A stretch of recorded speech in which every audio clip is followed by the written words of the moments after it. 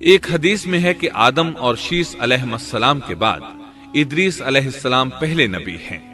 ایک دوسری حدیث میں ہے کہ ادریس علیہ السلام پہلے نبی ہیں جنہوں نے قلم کے ذریعے لکھا اور لوگوں کو کتابت سکھائی۔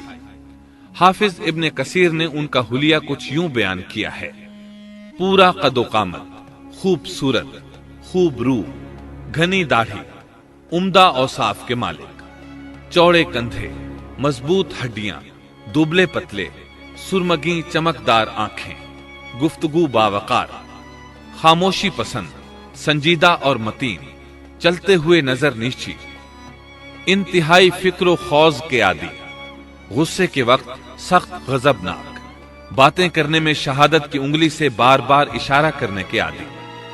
ادریس علیہ السلام شیس علیہ السلام کی شریعت پر عمل پیرا رہے۔ چونکہ ادریس علیہ السلام رسول بھی تھے، اس لیے اللہ کی طرف سے مستقل ان پر شریعت نازل ہوئی، جس کی تشریح و تفسیر کر کے لوگوں کو احکام الہی سے آگاہ فرماتے۔ ادریس علیہ السلام نے جب دیکھا کہ مفسدین ایمان والوں پر ظلم و زیادتی کر رہے ہیں، ان کا فساد بڑھتا جا رہا ہے اور سمجھانے کے باوجود یہ لوگ باز نہیں آ رہے، تو انہوں نے اپنے پیروکاروں کو جہاد کا حکم دیا۔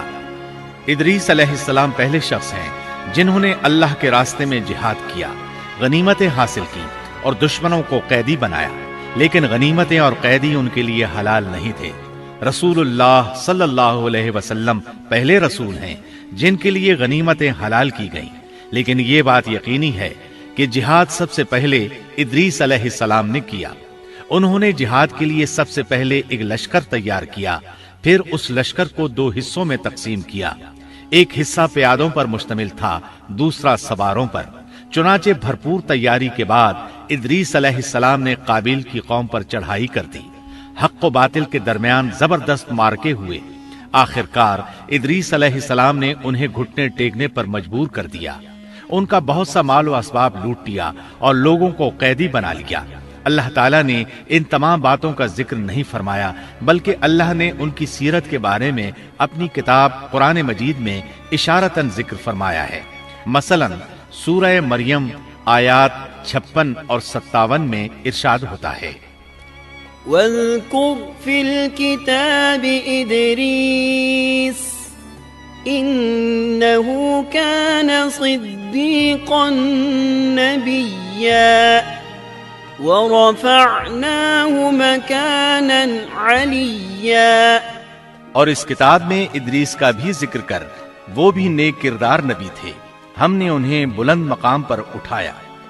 ان کے بلند مرتبے کے بارے میں بخاری اور مسلم میں حدیث موجود ہے کہ نبی کریم صلی اللہ علیہ وسلم نے فرمایا: میں نے معراج کی رات چوتھے آسمان پر ادریس علیہ السلام سے ملاقات کی۔ وہ چوتھے آسمان پر بلند مقام پر فائز تھے۔ ابن جریر نے ایک روایت بیان کی ہے، وہ روایت اس بات کی وضاحت کرتی ہے کہ اللہ تعالیٰ کے ارشاد وَرَفَعْنَاهُ مَكَانًا عَلِيًّا سے کیا مراد ہے، اس کا کیا مفہوم ہے؟ ابن جریر کے علاوہ دیگر بڑے بڑے مفسرین اور مورخین نے بھی اس روایت کو ذکر کیا ہے، لیکن اس کی کوئی صحیح سند نہیں مل سکی۔ وہ روایت یہ ہے: ابن ابی حاتم وغیرہ نے اس روایت کو ہلال بن یسار سے بیان کیا ہے۔ وہ کہتے ہیں، میری موجودگی میں ابن عباس رضی اللہ عنہما نے کعب رحمت اللہ علیہ سے پوچھا، کعب، ادریس علیہ السلام کے متعلق اللہ تعالیٰ کے اس قول وَرَفَعْنَاهُ مَكَانًا عَلِيًّا ہم نے انہیں بلند مقام پر اٹھا لیا کا کیا مطلب ہے؟ تو کعب رحمت اللہ علیہ نے جواب دیا، اللہ تعالیٰ نے ادریس علیہ السلام پر ایک مرتبہ یہ وحی نازل فرمائی، اے ادریس، تمام اہل دنیا جس قدر روزانہ نیک عمل کریں گے، ان سب کے برابر میں تجھے ہر دن اجر دوں گا۔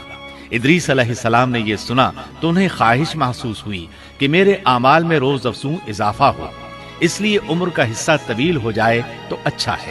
انہوں نے وحی الہی اور اپنے اس خیال کو ایک رفیق فرشتے پر ظاہر کر کے کہا، اس معاملے میں موت کے فرشتے سے گفتگو کرو تاکہ میں نیک اعمال کا زیادہ سے زیادہ وقت حاصل کر سکوں۔ اس فرشتے نے جب یہ سنا تو ادریس علیہ السلام کو اپنے بازوؤں پر بٹھا کر لے اڑا۔ جب یہ چوتھے آسمان سے گزر رہے تھے تو موت کا فرشتہ زمین پر آنے کے لیے اتر رہا تھا۔ وہیں دونوں کی ملاقات ہو گئی۔ دوست فرشتے نے موت کے فرشتے سے ادریس علیہ السلام کے بارے میں گفتگو کی۔ موت کے فرشتے نے دریافت کیا، ادریس علیہ السلام کہاں ہیں؟ اس نے کہا، میری پشت پر۔ موت کا فرشتہ کہنے لگا، مجھے اللہ کی طرف سے یہ حکم ملا ہے کہ چوتھے آسمان پر ادریس علیہ السلام کی روح قبض کروں، اس لیے میں سخت حیرت میں تھا کہ یہ کیسے ممکن ہے۔ ادریس علیہ السلام تو زمین پر ہیں۔ چنانچہ موت کا فرشتہ ادریس علیہ السلام کے پاس آیا، ان سے اجازت طلب کی اور ان کی روح قبض کر لی۔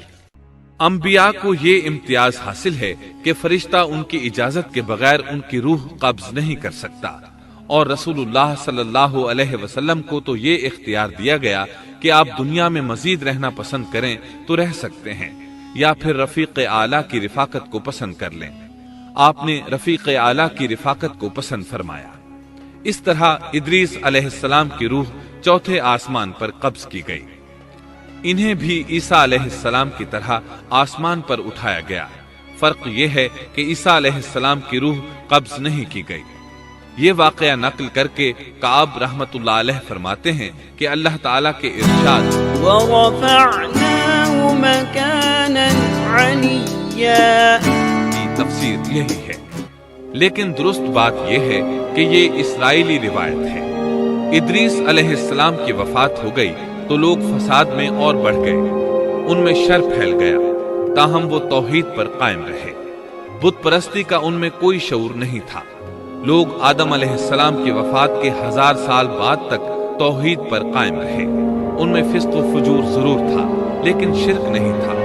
اللہ تعالیٰ کے اس ارشاد كان الناس أمة واحدة دراصل لوگ ایک ہی امت تھے کا یہی مطلب ہے۔